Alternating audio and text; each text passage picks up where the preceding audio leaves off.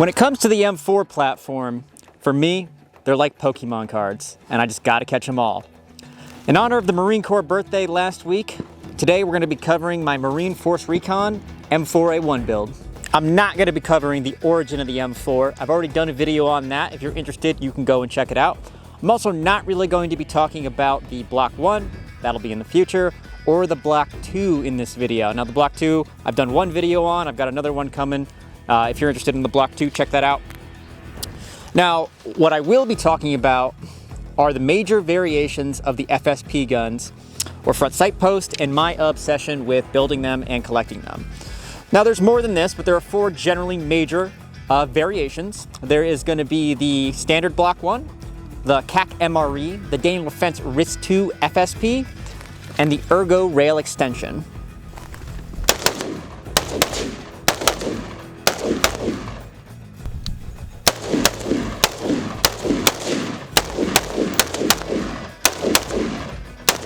These extended front sight-based Ergo rails would start to appear around 2016 as a super cheap and easy way that honestly the armor doesn't even need to be put on. The user can just bolt on with a few Allen keys to extend your rail segments on your M4, to extend your capabilities with this rifle. For the Marines in 2025, the 14.5 M4 with the Ergo rail would mostly be gone now, having been replaced with the 11-inch RWK 416 kit for the M27.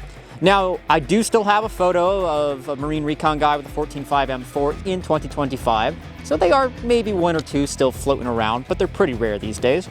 The Army, however, still uses, majority of the Army still uses M4s, really only the 101st Airborne having the M7.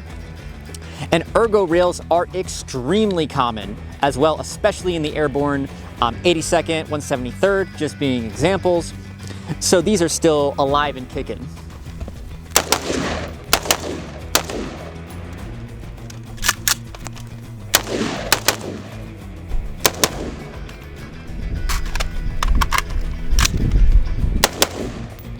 This specific setup is based on a video and a particular picture of a Marine Force Recon guy with a rifle very similar to this. Now, I should note here, some people will use them interchangeably. Marine Force Recon and Marine Recon are two separate things.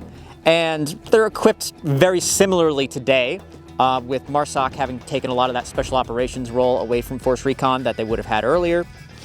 But it's distinct enough that it's worth me noting. Now, my gun is not a one-to-one clone of this particular photo because I typically don't do one-to-one clones. Also, in this video, this individual has a Magpul SLK stock, and I would never, ever, ever put a Magpul SLK stock on one of the guns that I own. In my view, there's still only three acceptable stocks: Magpul CTR, the SOPMOD stock, and the Colt original N1 stock. Now, you might be wondering, how widespread are these? Well, actually extremely widespread. I have a buddy who's in a National Guard unit here in Arizona that has one. I have a buddy in a reserve unit in a completely different state that has one on his gun. Honestly, they're out and they're around, and honestly, I know people who have even purchased them privately and they could put them on their gun because they could simply just undo these Allen keys and take them off before they have to turn them into the armory. It's that simple. Now with this, you get the added benefit of being able to move your grips further forward and your flashlights further forward, eliminate some of that shadowing effect that you'll get with a flashlight mounted back here. You will see some photos of guys with their lasers on here. I've seen a number of Army photos, the occasional Marine photo of guys that do that. You should not ever put your laser on this Ergo rail extension. This does not hold zero. And I really don't blame the individual soldier or Marine too much. It's really more of a failure in leadership or maybe training that they're putting their laser out here not knowing that this is not rated to hold zero. Now this setup in itself essentially gives you a poor man's Block 2 FSP. You don't get the free float barrel, you don't get the continuous rail section, but you do get this, so that is pretty nice. These setups have been seen with a variety of IR lasers. I've got my Apital C, my civilian version of a PEC-15 right now, but the MAW is seen in the Army, the NGAL has been seen as well, the PEC-16 for the Marine Corps, obviously, as well as the PEC-15. And now we have the newer lasers coming out, the SAL, I believe, or it might be something different. but we'll probably see more IR options going forward. Oh, also the PEC 15 Alpha, the D-ball, that has actually been seen as well on setups like this.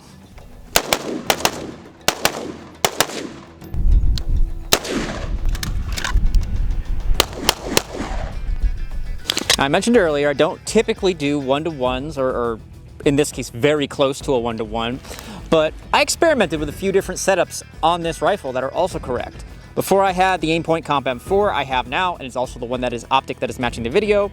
I had an ACOG on this gun. I've gone through an EOTech 5.52. The 5.53 is also correct. There have been T1s and T2s seen on these, all manner of optic. Even LVPOs, the Geisley Vortex Razor has been seen on setups like this and is correct. So ultimately I opted on the M4 just because it's what I had, I liked it, and my ACOG was being used on something else. So for the PEC 15, ironically, the Marine Corps has typically adopted the PEC 16 and has replaced most PEC 15s, but there are still some that can be seen in recon units. That's why this particular individual pictured in the video does actually happen to have a PEC 15, but many other guys in the same video in his unit have PEC 16s. Really luck of the draw there. What I have here, also matching the video and his rifle, is I have the Troy Modular Combat Grip. It's basically like a metal version of the Tango Down grip. It's extremely expensive. This is 80 bucks. I do not think this is worth 80 bucks versus like a Magpul or a BCM being 20, something like that. This is just overpriced, and there's no reason to have this versus one of those, but it's what he has in the video, so it's what I got. Flashlight I am running is the Streamlight ProTac series of lights. These are extremely popular to see Streamlight either rifle lights or pistol lights with Marines, either in Force Recon or MFR, Maritime Raid Force, and I understand why. Now, the Streamlight rifle lights are not as good as the Surefire M600, M300 series of lights or the various derivatives of those clones, but they're cheap. You know, you can get this as a $100 light, and I totally understand it. Most units are not issuing flashlights these days anymore, so either as a private purchase or as a very cheap unit purchase, buying a bunch of Streamlights that are good enough and are going to be able to do the job, it makes sense to me why they're seen so often. Because especially being a Lance Corporal or a Corporal who's not making a ton of money, do you want to go and spend $300-400 on a Surefire flashlight that you have to have for your job, or just get a $100 Streamlight that comes with everything, comes with the mount, comes with all the pressure switches? So if anybody's on a budget and, you know, maybe you're building your first rifle, and or maybe you don't have money to buy the Surefire, I think the Streamlights, while they're not as good, they are a very good budget option that you can go with. I think it is very important to have a weapon-mounted flashlight on your rifle, especially as a civilian in 2025. Probably more important than it is to have a weapon-mounted flashlight in the military, to be honest. But definitely a good option if you're on a budget and want to check it out. So I understand why many Marines and soldiers purchase these and have them on their guns. Okay, we're gonna get into my equipment and what I am wearing for this video as my Marine Force Recon gear. Now, to go along with my Marine Force Recon rifle, I of course need the Marine camo. So I'm wearing the Desert Marpat Frog uniform, the combat uniform, which is honestly a very good design and a very comfortable uniform. This has been so far ahead of the Army's combat uniforms for over 10 years, it's a joke almost at this point. For my plate carrier, I am wearing an AVS. Now, this is an issued plate carrier in MARSOC, but it is not in Marine Force Recon. Although CRY carriers such as the SBC, the JPC, the AVS are very commonly private purchased and can often be seen in photos, as well as other carriers like the Ferro. The list goes on. So on the front, I've just got an STAC triple. These are probably my favorite mag pouches that exist as far as specifically for AR-15 mags. If you're only looking to hold AR-15 mags, STAC is a fantastic option. I've got a bit of a mixed bag here of CRY pouches and some Spiritus Systems pouches. I was maybe trying out, seeing if I might like to use them in the future.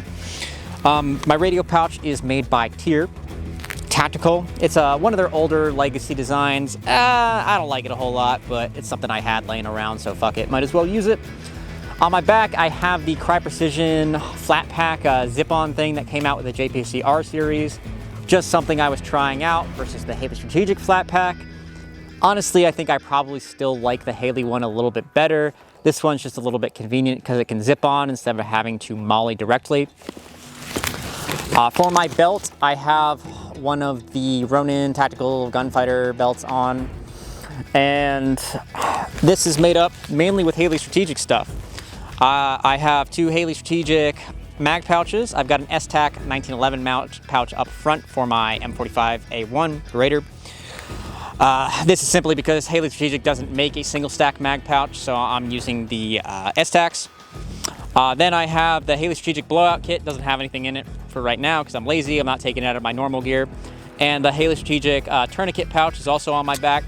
I think they're very, very good designs and definitely something that you might want to consider if you're looking for various medical gear that you can put either on your belt or your plate carrier. Now, I am going to say I'm a little biased. I am friends with the guys over at Haley Strategic. I have known them and Travis for a number of years, and I just can't help it. I like their products. I like what they are doing. For my holster, which I have my TSOS Raider in, my M4a1 at home, I am using the Folster floodlight holster. So it's basically a universal holster that you can change the spacers in, and it indexes off an X300. I kind of got tired of having to buy Safari Lands individual for every single guns I own, and then they're not even compatible across different types of 1911s. Like ones for the Colt 1911s won't fit ones for the Kimber 1911s because they have different rail patterns. It just got annoying to me. I also don't have the Marine Corps M4a1 holster. I was not able to find one prior to making this video. So this is what we're going with. I think this is a good option if you've got more than one handgun. You can simply swap X300s between them. Or if you're like me and you've got a dozen different X300s, you can just drop your handgun in. And if you need to, it's simply just undoing these screws, changing out a rubber insert, and then redoing them, and that's it. And you have a fairly good universal option for your handgun. My Pig Alpha gloves on. I like these a lot. I've worn these in a number of videos. I really like the Pig Alphas, the Pig Deltas, and the gun gloves. I think those are probably some of the 3 best that you can get. Although go with what you want, mechanics are still a very good option. And for my knee pads, I've got the Arc'teryx combat knee pads that unfortunately are no longer made anymore, but I think these were some of the best add-on knee pads that were on the market. Of course, not quite as good as the Cry, where they're just integrated into your pants. Definitely better than the Patagonia integrated into your pants. But these are a fantastic option. You can still find these Arc'teryx knee pads floating around online, and if you're looking for a set, I can't recommend these enough. Now for my helmet, I am simply wearing a Mitch helmet with the Marine Corps Marpat cover on it, the Narodos Universal Shroud, and then I've got a Rhino 2 arm on it. Not specifically a Marine Corps thing, the Rhino 2, but whatever. I had the arm, I'm gonna use it. And for my communications, I of course have my ComTac 3s on, which are mainly just for protecting my hearing at this point.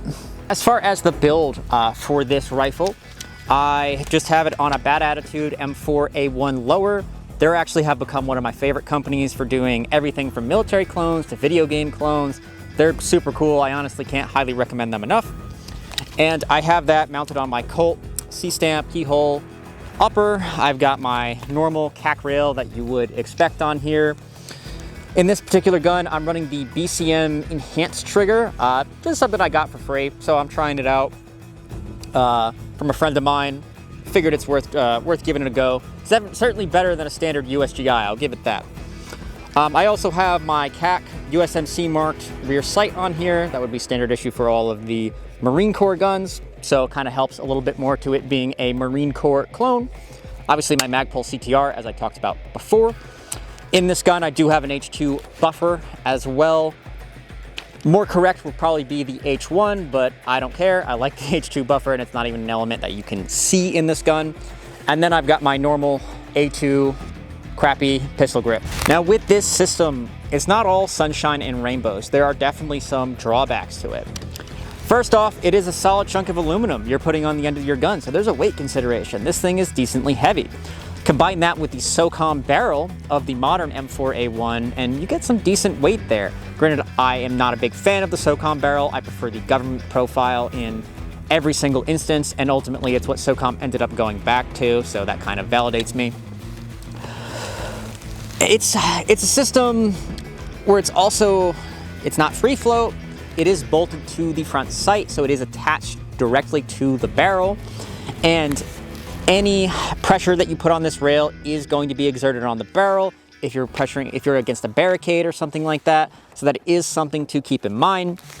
Now, I mentioned earlier your rail segment is not continuous. I tried a few different grip options that kind of bridge the gap right here, but I really didn't end up liking them. I tried the Magpul AFG like all the way forward, and I shaved some material off it to get a little bit further forward, and I just didn't end up liking it. So ultimately I went to the Troy, copying the reference photo, mounted all the way back on the rail, and that's just what was the most comfortable for me. You might be taller than me, you might be shorter than me, something else might be comfortable, but this is what works for myself.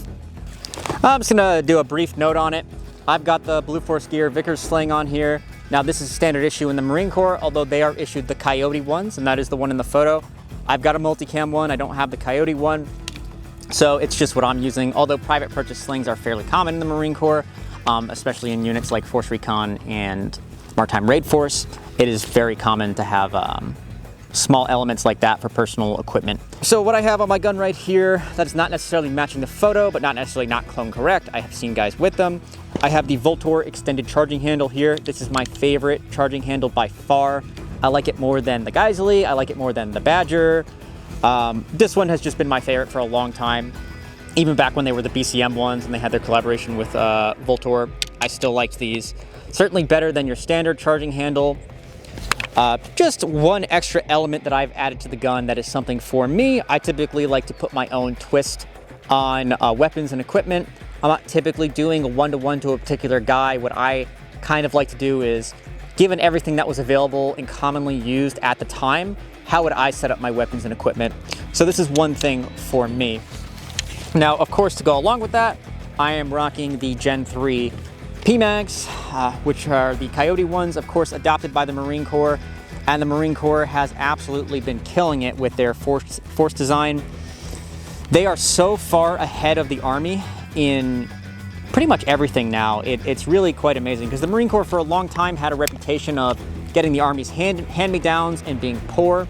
And now what they're doing with their force design of like every infantry Marine getting suppressors, getting dual tube night vision, getting better optics, getting the M27 IAR as a weapon system, better IR lasers. They've just been killing it, preparing for the next conflict, not the last one, unlike several of the other branches. And they're also happen to be the only one that's killing it in recruiting too. So I think those things kind of line up with how intelligently the Marine Corps has been adapting things like this for potentially the next coming conflict. Obviously, the Marine Corps has very intelligently gone to issuing suppressors to all of their infantry units, and that would be the Knights Armament NT4, which is quite an old design at this point. I have the normal A2 birdcage on here. I do have an NT4, but in the particular video I was referencing for this video, this was before the mass issuance of the NT4, so the guy in the video appears to have a normal A2 and not the CAC. But it is worth noting that something like this, simply with the added benefit of the NT4, really enhances the capabilities of the rifle, especially for nighttime. Ultimately, do I think the Ergo rail is worth having, despite the weight, despite the negatives? And yeah, I think if it's a solution that you're looking for, if you want to build your very own block pour, perhaps, it is a good option. It's not bad. It's definitely getting you past, you know, legacy systems where you can't grip the rifle as far forward, getting more control. Typically, I like to have my grips fairly far forward, usually not this quite far forward, but decently enough length where I'm right behind my IR laser illuminator. But having the extra benefit, even despite the weight of eliminating the shadowing, having more control over my rifle because I'm able to grip it a little bit further forward, even with the added weight, if I had the NT4 on here, I think it would still be worth it. It is still a good, viable option. Even in 2025, I see why many units, many soldiers purchase these privately and opt to use them. I probably would as well. But For now, that has been the Marine Force Recon M4, and I'll see you in the next Clone or Die.